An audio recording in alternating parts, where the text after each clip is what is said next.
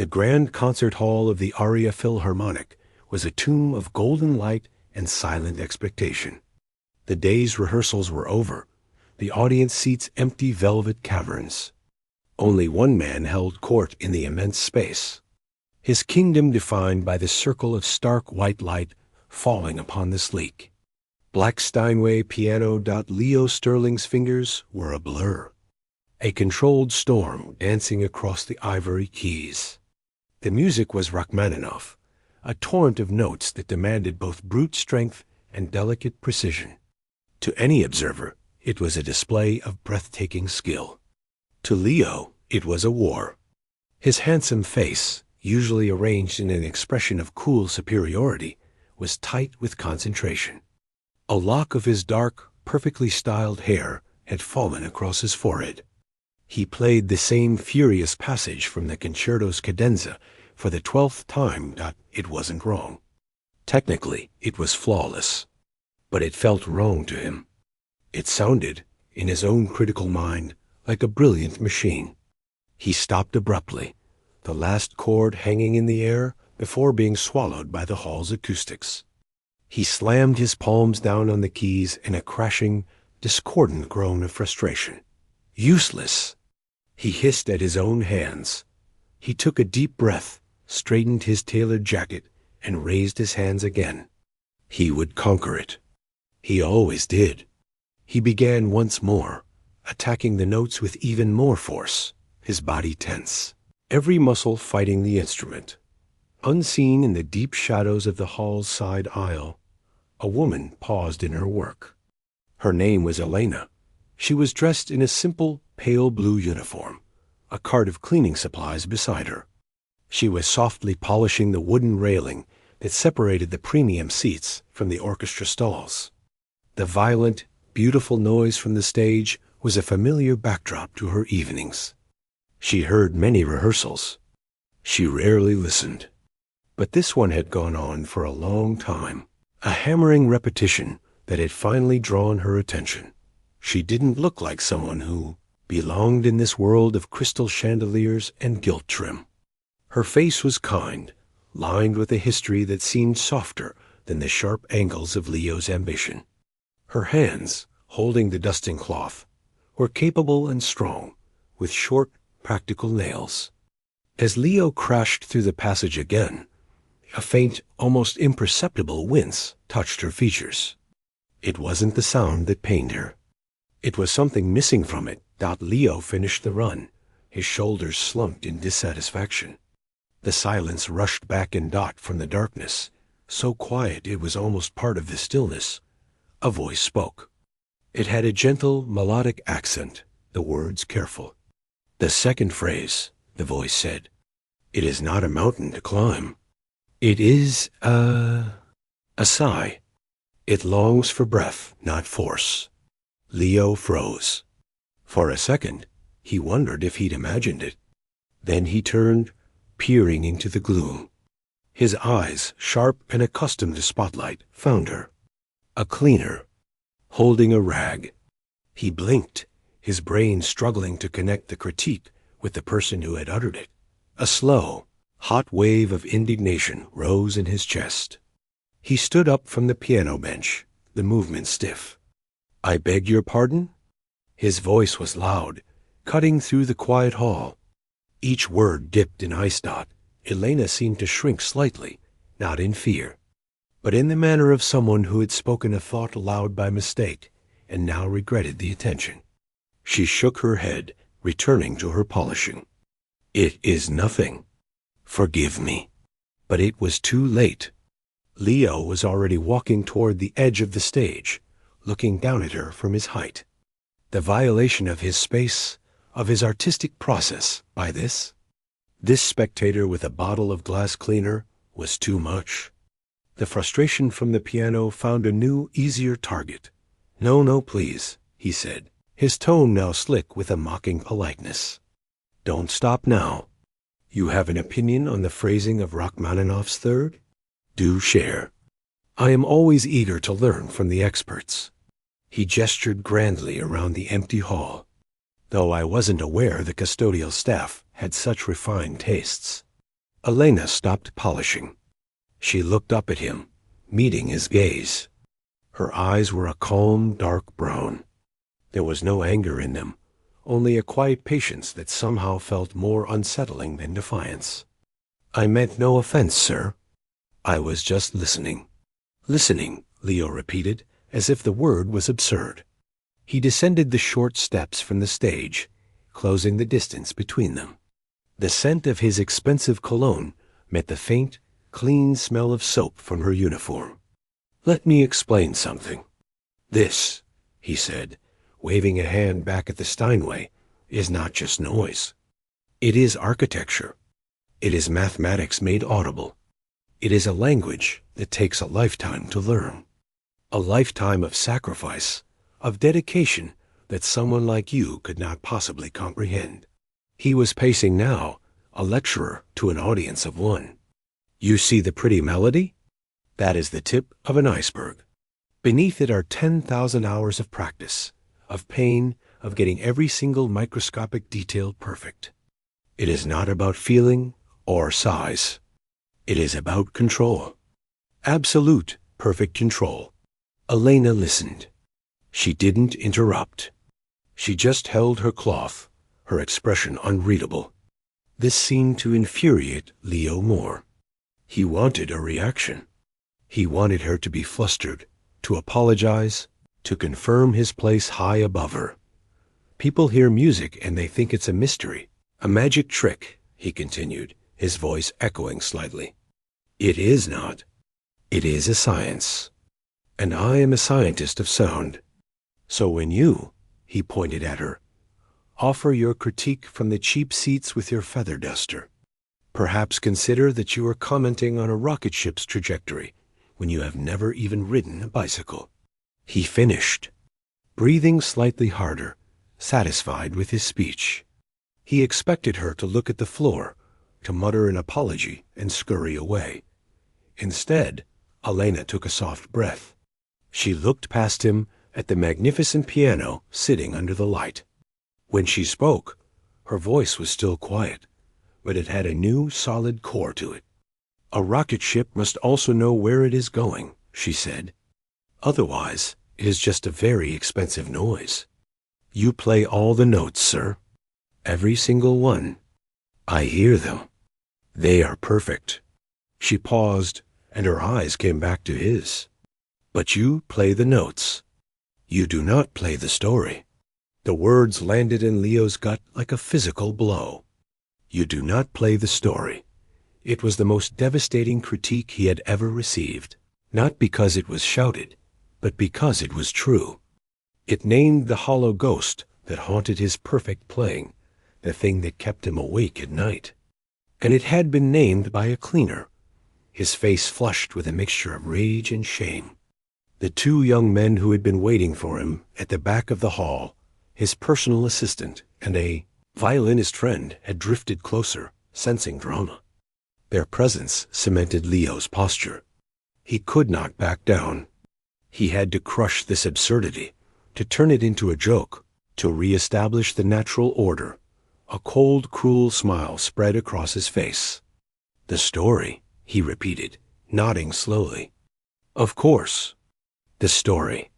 Well, we must let the storyteller speak." His voice boomed now, performing for his small audience. He strode back to the stage and gestured to the Steinway with a theatrical flourish. "Please, the stage is yours. Let's have a demonstration. A little duel, shall we? Let's see how the story is told." His assistant chuckled nervously. The violinist raised an eyebrow, amused. Leo looked down at Elena, triumph in his eyes. He had called her bluff. She would stammer, refuse, and the moment would be his. He would be the magnanimous king who had offered the peasant a chance at the throne, proving her unworthy. "Come on," he said, the challenge dripping with false charm. "Show us how it's done. Unless your expertise is only theoretical?" Elena looked from his mocking face to the waiting piano, to the two smirking young men. For a long moment she was perfectly still, a statue of simple dignity amidst the opulence. The silence stretched, becoming uncomfortable. Leo was about to deliver a final dismissing quip. Then, slowly, deliberately, she bent down and placed her yellow dusting cloth on the shelf of her cleaning cart. She smoothed the front of her simple blue uniform, and without a word, she walked toward the short steps to the stage. Her footsteps were silent on the plush carpet. She didn't look at Leo as she passed him. She walked straight to the magnificent Steinway, a solitary, humble figure in the vast sea of the stage. Leo's smirk faltered, just for a second. A tiny, cold knot of doubt twisted in his stomach. This was not going according to the script. The silence in the concert hall was total. It was a thick, waiting kind of silence, broken only by the soft tap of Ilana's sensible shoes on the wooden stage. Leo watched her, that cold knot in his stomach pulling tighter. She wasn't supposed to do this. She was supposed to flee, or cry, or at least argue. This quiet acceptance was all wrong. His friend, the violinist, let out a low whistle from the shadows. "She's actually doing it," he murmured, the amusement in his voice now mixed with curiosity. Leo shot him a sharp look, then turned his attention back to the woman. She stood beside the piano bench, not touching it. She looked at the instrument, not with the conquering glare of a performer, but with a strange, distant sadness, as if greeting an old friend who brought back painful memories. He had to regain control. "The bench adjusts," he said, his voice loud and overly helpful in the quiet. He gestured with a flourish, the showman again. "You'll want to get the height just right. Wouldn't want technique to suffer." It was another dig, a reminder of the vast gulf he believed existed between them. Elena didn't seem to hear him. She simply sat down, not with his practiced, athletic sweep, but slowly, carefully, as if settling into a fragile chair. She didn't slide or adjust. She just sat, her back straight, but not stiff, her hands resting lightly in her lap. She looked at the keys. The spotlight, meant to halo a soloist, felt harsh on her.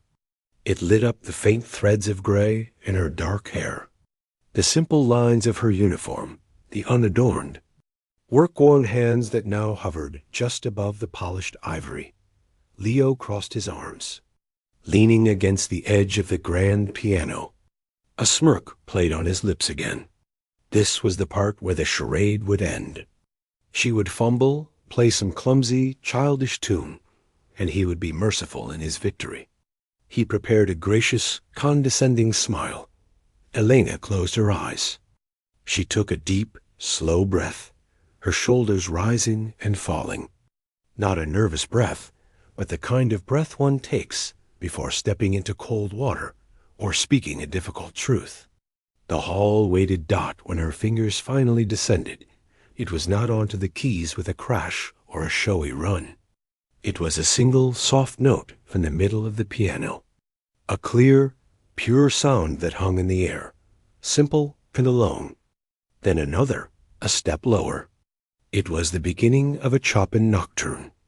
Not the furious, complex war of Rachmaninoff, but a piece that was deceptively simple, a song of the night, full of space and longing. Leo's prepared smile froze. This wasn't a child's tune. It was serious repertoire. He uncrossed his arms. Her touch was everything his was not. Where his was hard steel and brilliant attack, hers was a gentle pressure, a caress. The notes connected to one another like drops of water merging, a seamless singing line.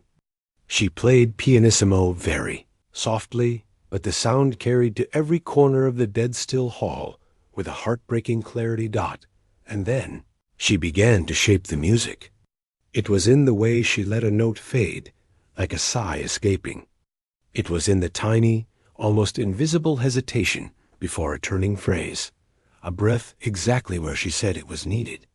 The simple melody wasn't just notes on a page.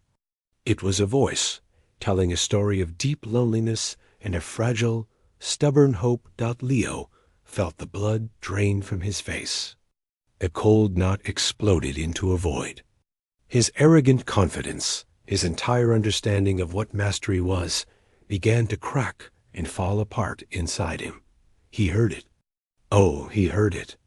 This was not just playing. This was speaking. Every phrase had a question in it, every resolution a memory.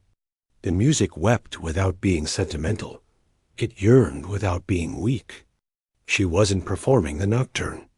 She was remembering it, note by note, as if pulling it from her own past. His mind, usually racing with technical analysis, went blank. All he could do was feel. And what he felt was a profound, soul-crushing shame. His own playing, just minutes ago, sounded in his memory like a loud, empty clock, all ticking mechanics, no heart. He looked at her hands. They moved with assured, economical grace. There was no wasted motion, no theatrical flourish. These were not the pristine, cared-for hands of a concert pianist. They were hands that had worked. And yet, they commanded the instrument with an intimacy he had never achieved. They knew how to listen to the string inside the piano, to draw the sound out rather than force it. From the darkness, he heard his violinist friend whisper, "My God." There was no mockery in it now, only awe. Elena reached a delicate climbing passage, a place where Leo would have used speed to impress, to show off clarity. She slowed down. She made each note a step on a steep, painful staircase. The emotion was almost too much to bear. Leo had to look away. He stared at the floor, at the dust motes dancing in the spotlight, trying to compose himself. He felt like he was intruding on something sacred, something private. The final section of the piece returned to the main melody, but changed, as if viewed through tears. Elena's playing grew even softer, more introverted. The final chords were not a declaration, but a release, a letting go. They faded into silence so complete that for a moment no one even breathed. Elena lowered her hands back into her lap. She sat still for a few seconds, her head bowed slightly, as if saying a quiet goodbye. Then she opened her eyes. The silence stretched. It was no longer a waiting silence, but a full, stunned one. Leo found he couldn't speak. His mouth was dry. All his clever words, his cutting remarks, had turned to ash.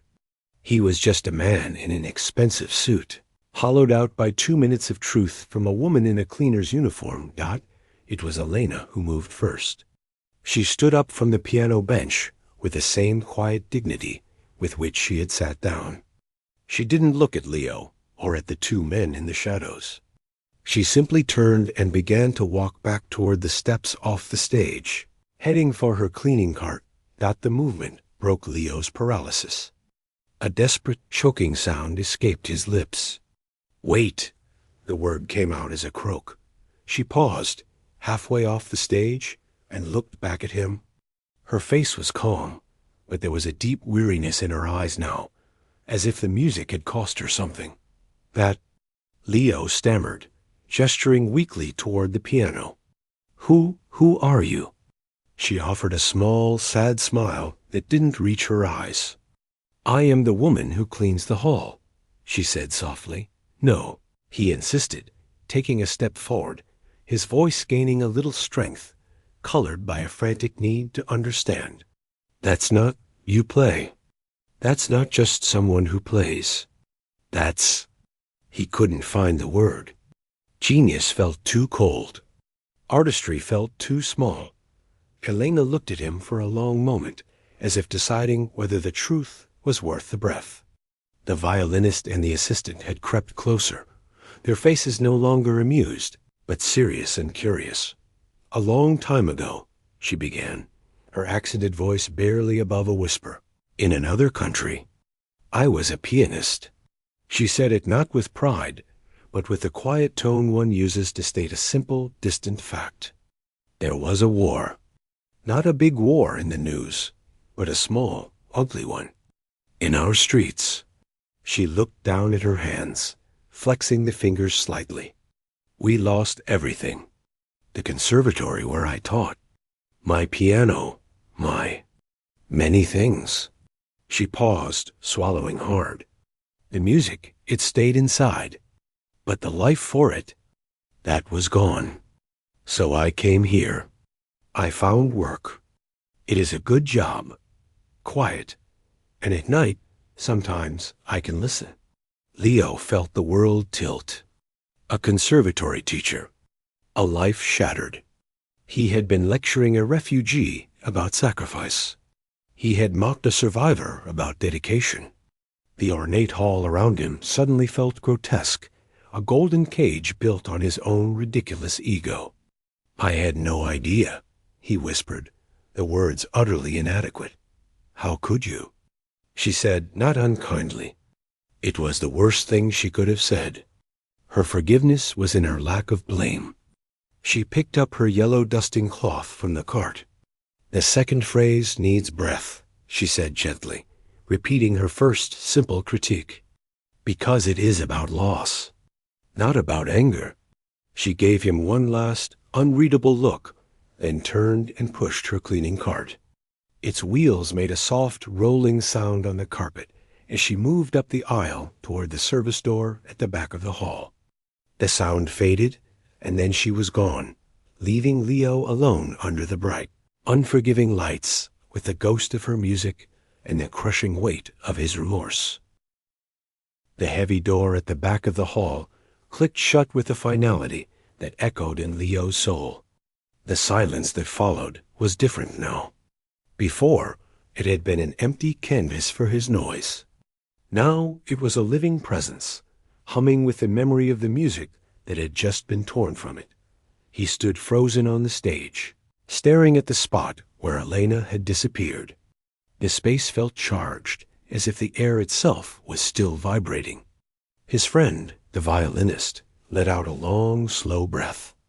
"I have never heard anything like that," he said, his voice full of a respect that felt like a physical blow to Leo. "Not from anyone?" Leo didn't answer. He couldn't. He walked, his steps unsteady, back to the piano. He didn't sit. He just placed his fingertips on the cool, smooth wood of its lid, as if checking for a fever. This instrument, his partner in conquest, felt like a stranger. It had spoken a language to her it had never spoken to him. His assistant, a young man usually buzzing with schedules and pleasantries, was uncharacteristically quiet. He shifted his weight, unsure of what to do.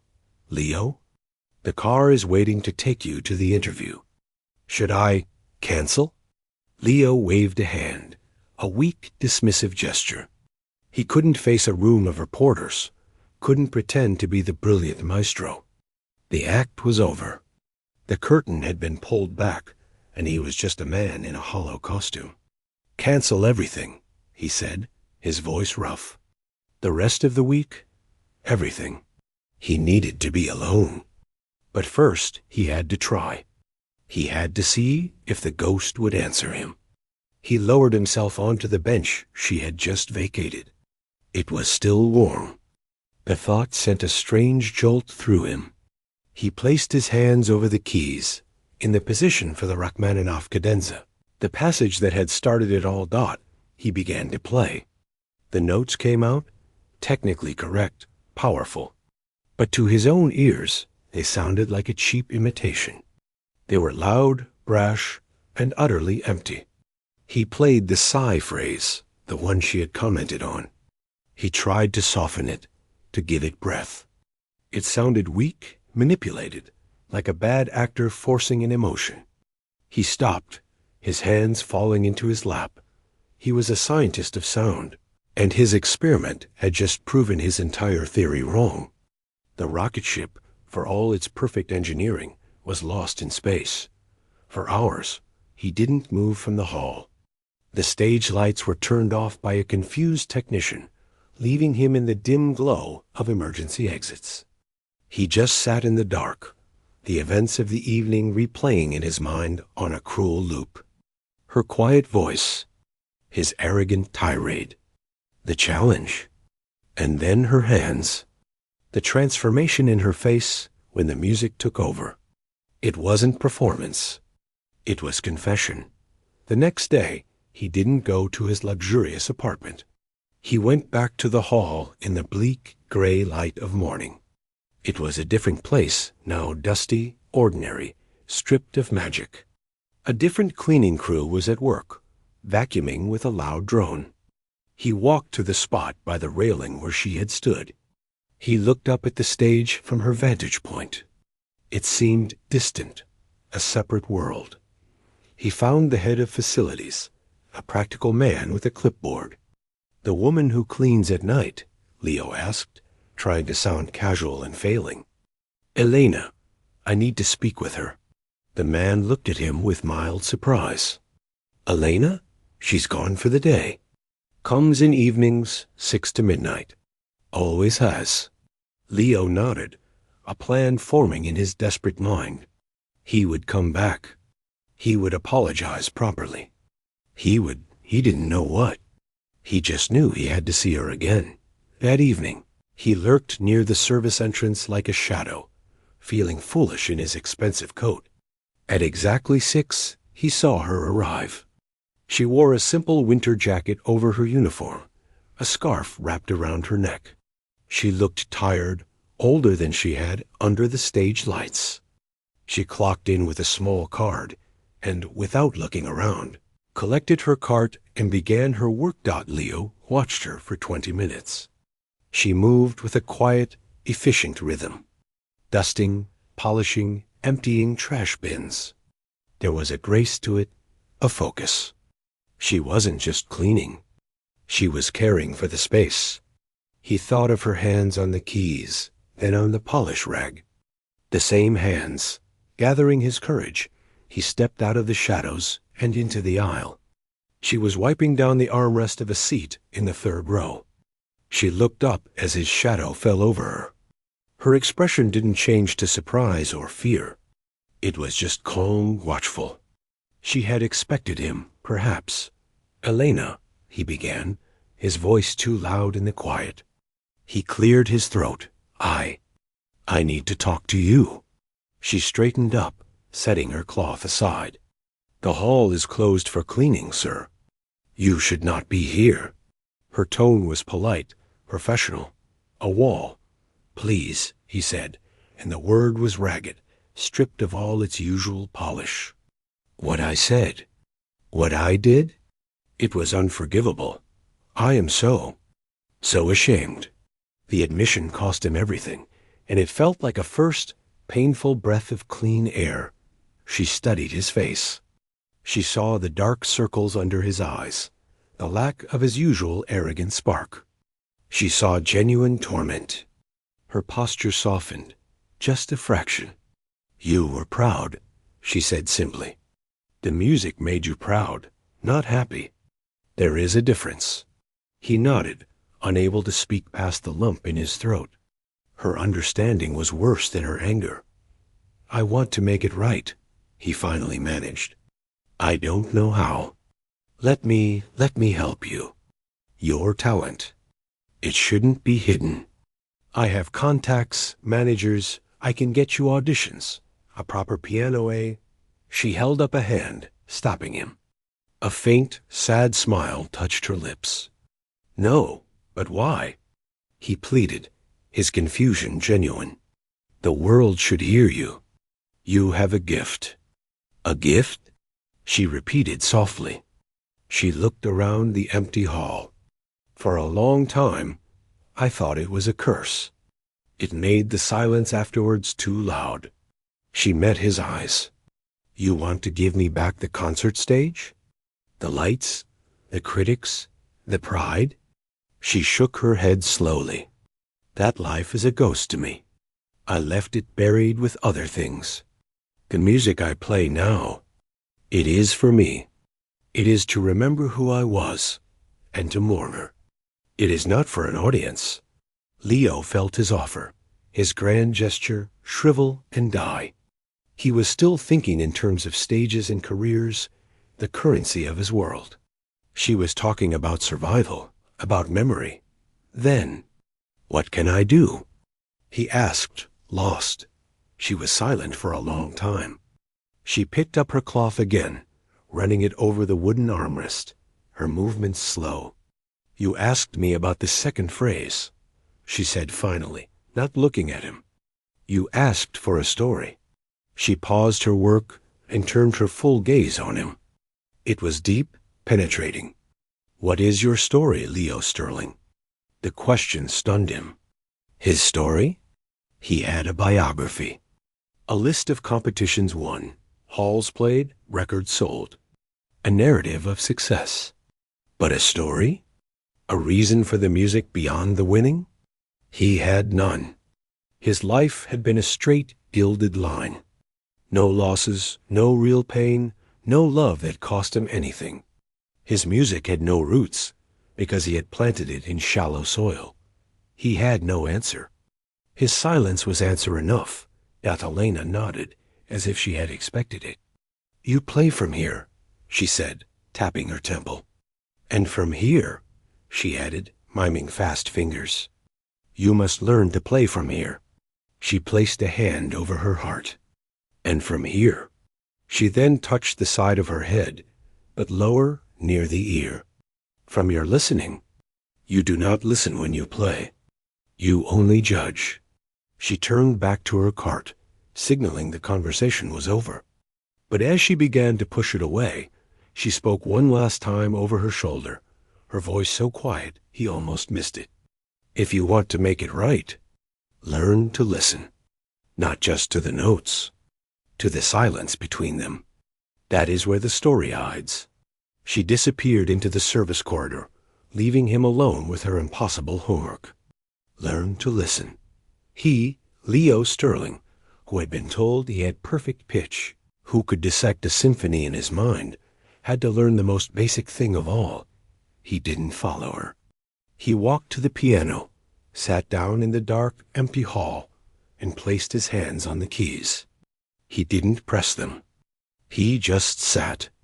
And for the first time in his life, he tried not to play. He tried to listen to the silence.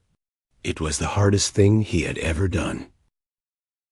The world outside moved on, but for Leo, time seemed to warp and slow.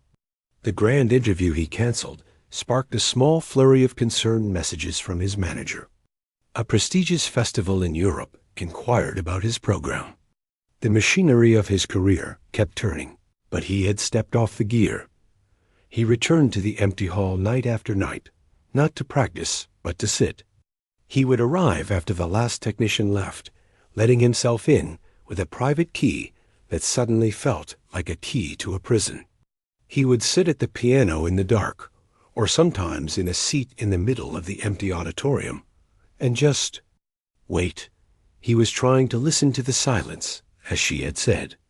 At first, it was maddening. His brain, trained for constant analysis, filled the quiet with a noisy critique of his own failings. He heard his own arrogant voice lecturing the cleaner. He heard the perfect, hollow echo of his Rachmaninoff. He heard the devastating beauty of her Chopin-Dot. After a week of this torture, something shifted. The mental noise began to fade, like a radio dial slowly turning away from static.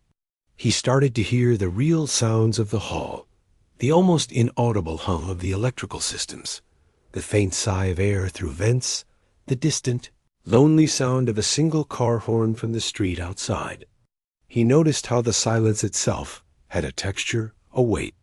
It was different before the music than after it. After music, the silence was full, pregnant with memory. He had never noticed that before. He'd only ever rushed to fill it. One evening, he saw her. Elena was polishing the brass handrail of the center aisle. She moved with her usual quiet focus.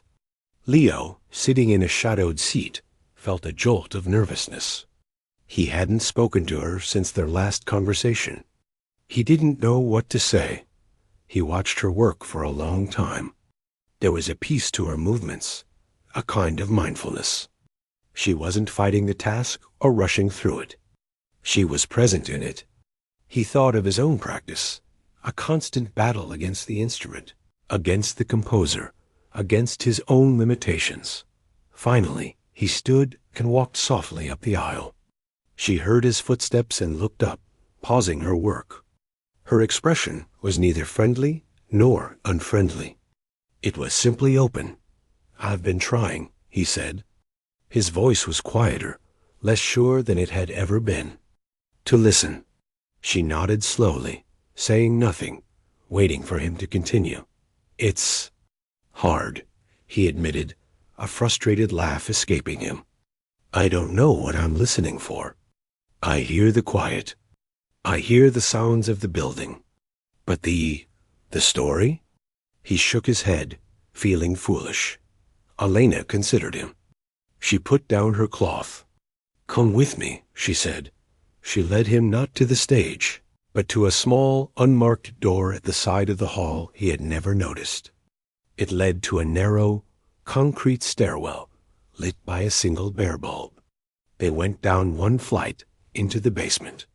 The air was cooler, smelling of old paper and damp stone.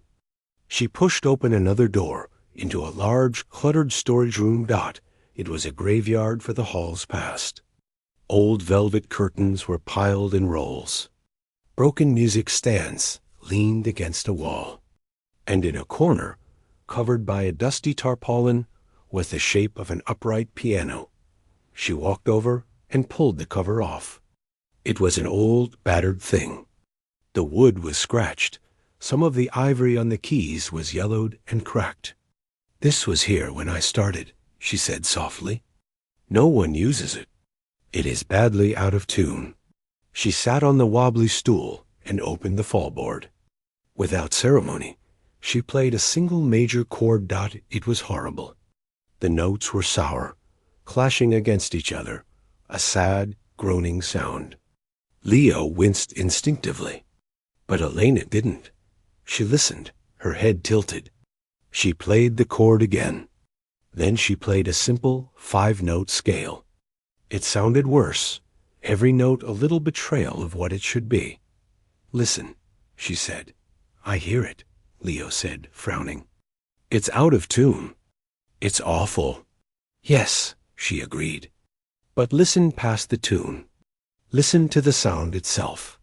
The wood is old. The strings are tired. It has a different voice." She played the sour chord again, but this time she played it softly, letting the dissonance ring. "It sounds lonely, like it has been waiting a long time to be heard, even if it cannot sing properly." Leo stared at her, then at the old piano. He had never in his life considered an instrument's voice, only its functionality. A piano was in tune, or it wasn't. It was worthy of a concert, or it was trash.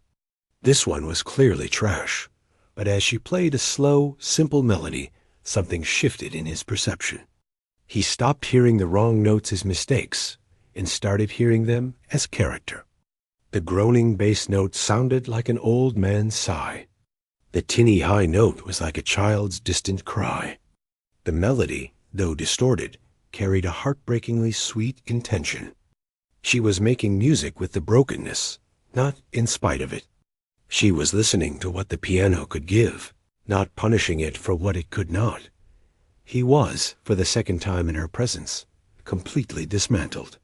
This was a deeper lesson than the one on the Steinway. On the Steinway, she had shown him soul. On this broken box, she was showing him empathy. How? Was all he could whisper. She finished the little melody and let her hands rest.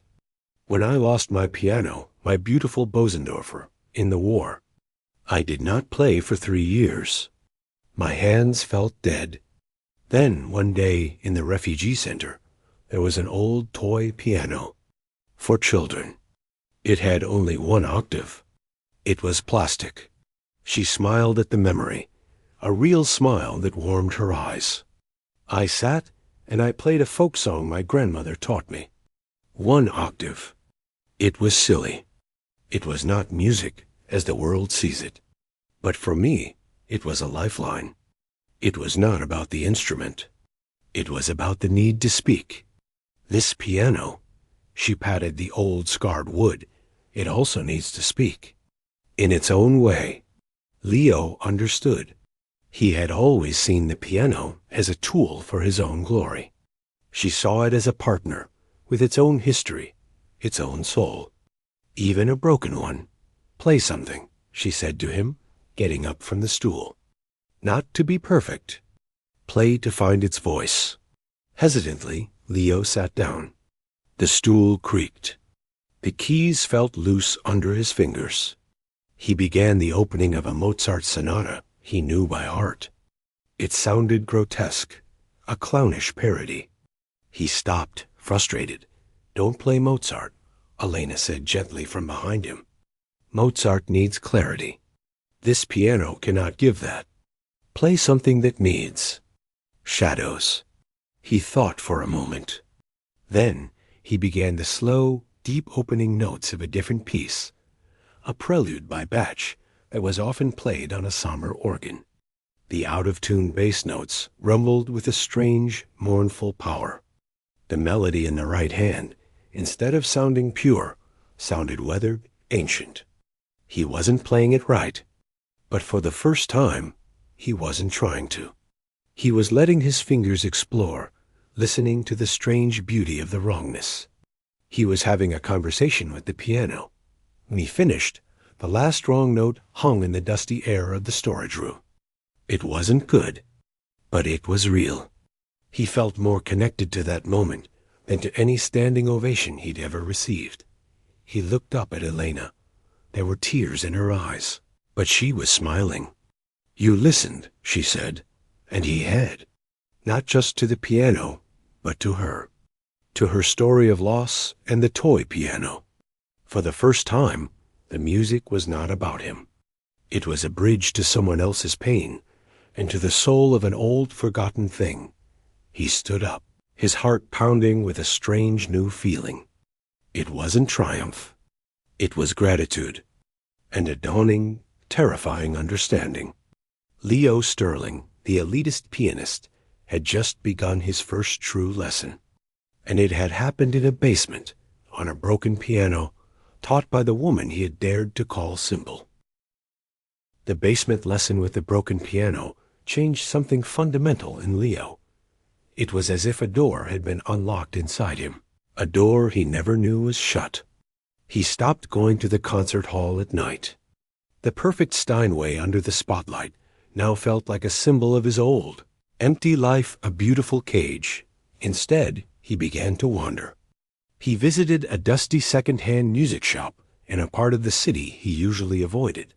He sat at an old, out-of-tune spinet and played scales, not to correct them, but to hear their strange, sweet warble. He went to a community center and listened to a children's recital where little fingers stumbled through simple tunes. He didn't wince at the wrong notes. He saw the concentration on their faces, the joy when they got it right, and it moved him in a way a flawless concert never had. His manager called, frantic. "Leo, the Berlin Philharmonic is on the line. They want to discuss next season. Where have you been?" Leo looked out the window of his expensive minimalist apartment. It felt like a museum of his own success, cold and empty. "Tell them I'm not available," he said quietly. "Not available? Leo, this is the Berlin Philharmonic. I'm relearning," Leo said, and hung up. It was the truth. He thought of Elena constantly. Her words echoed. Asterisk, you play the notes. You do not play the story. Asterisk, he finally understood. He had no story. He had a resume. To find a story, he had to live a life, not just a career. And he had to start by facing the one person who had shown him what he lacked. He didn't want to find her at the hall again. That was her place of work, her sanctuary. He asked the facilities manager, with a humility that surprised the man, if there was a contact address. There wasn't, but the man knew she taught a small piano class on Saturday mornings at the St. Brigid's Community Music School, in a modest neighborhood across the river. That Saturday, Leo put on simple, plain clothes, no designer labels. He took the subway, something he hadn't done in over a decade. He felt anonymous, ordinary, and it was a relief.st. Brigid's was a worn but cheerful brick building. He could hear the sounds from within before he even opened the door. A squeaky violin, a trumpet missing a note, the thumping rhythm of a drum. It was a beautiful, chaotic symphony of trying. He found the small room at the end of a hallway. The door was open. Inside, 5 children of various ages sat on a mismatched set of chairs. In the center was an old serviceable upright piano, and beside it, on a folding chair, sat Elena. She was pointing to a page of music for a little girl who couldn't have been more than 7. "See, this note, it is a little shy," Elena was saying, her voice warm and patient. "You must invite it out gently, like this." She played the note with a feather-light touch. The girl watched, then tried again, her small finger pressing the key with intense focus. Leo stood in the doorway, unseen. He watched Elena teach.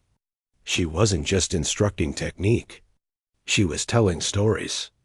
"This part is like a squirrel running up a tree," she said for a fast run of notes. "And this chord is the squirrel reaching the top and looking at the view." The children laughed, their faces lit with understanding.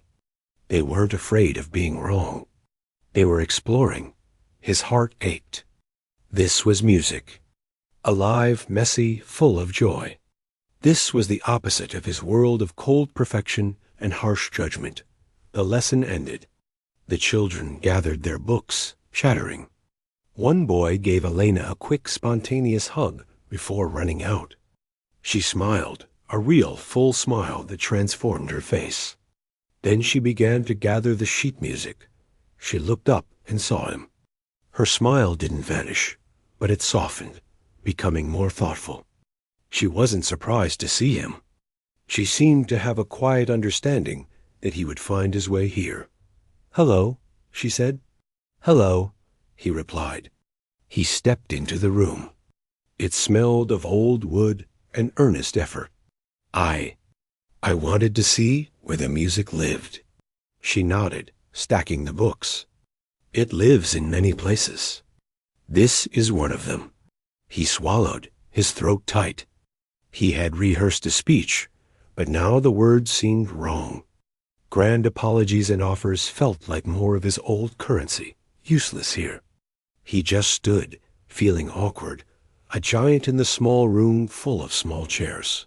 "Your manager called the hall," Elena said after a moment, not looking at him. "He was looking for you. He said there are very important people trying to find you." "I know," Leo said. "I'm not lost to them. I can't go back to playing the way I did. It would be a lie now." Finally, she looked at him. Her gaze was deep and calm. "So what will you do?" He took a deep breath. This was the moment. He wasn't here to rescue her or to extract her secrets. He was here to begin.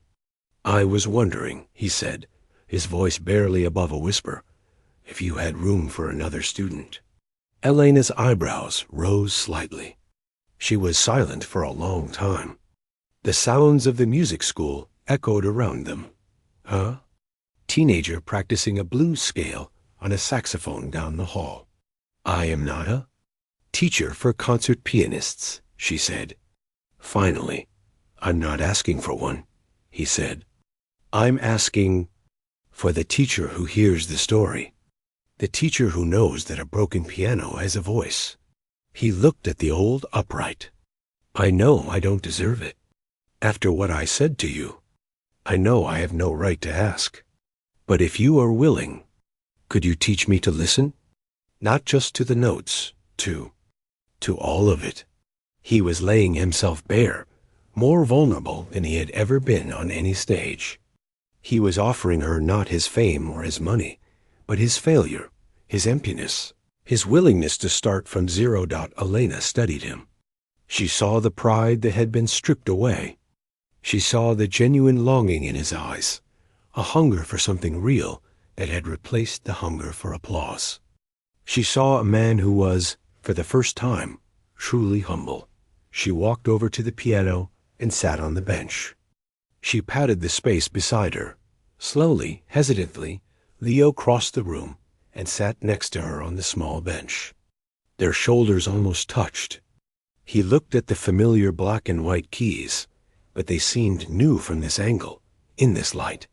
"Play something," she said. "Anything. Not to show me. Just to play." His hands hovered. The urge to impress her, to play something devastatingly difficult, was an old, deep muscle memory. He fought it. He thought of the broken piano in the basement. He thought of the children. He began to play the simplest thing he knew, a folk tune, one his grandmother had tried to teach him when he was very small, before the lessons and the competitions had begun. He had forgotten most of it. He fumbled, his million-dollar fingers clumsy on the simple melody. He missed a note, hesitated, tried again. It was terrible. A child could have played it better, but he kept going. He listened to the sound of the old upright, its warm, slightly muffled tone. He listened to his own clumsy attempt. And for the first time, he wasn't judging it.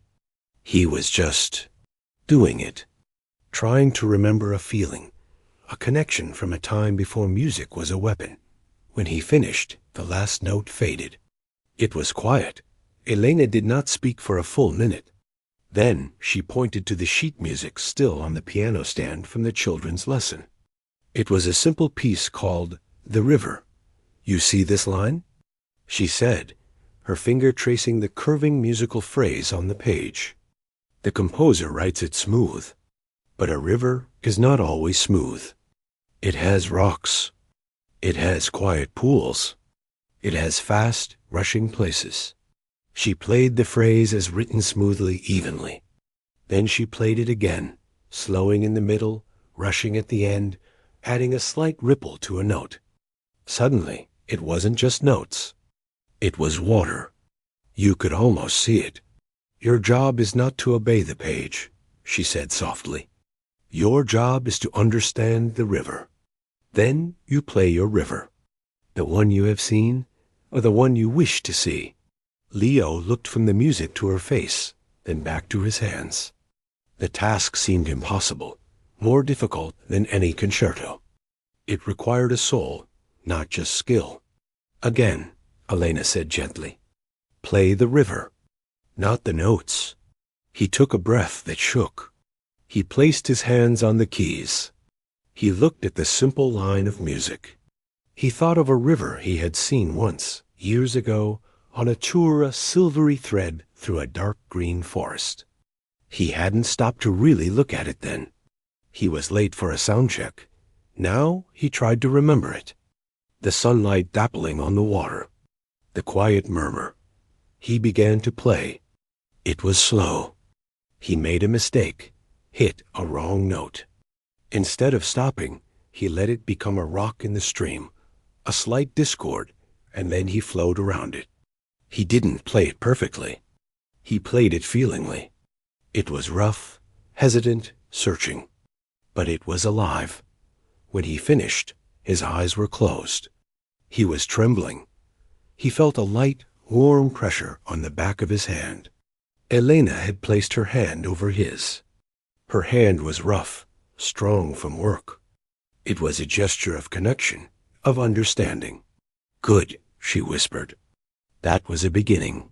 And in that small, sunlit room, filled with the distant, hopeful sounds of other people's music, Leo Sterling finally stopped being a pianist. And he began, for the very first time, to become a musician. The journey, he knew, would be the hardest of his life. But for the first time, he wasn't walking it alone. He had a guide, and he had finally learned how to listen for the path.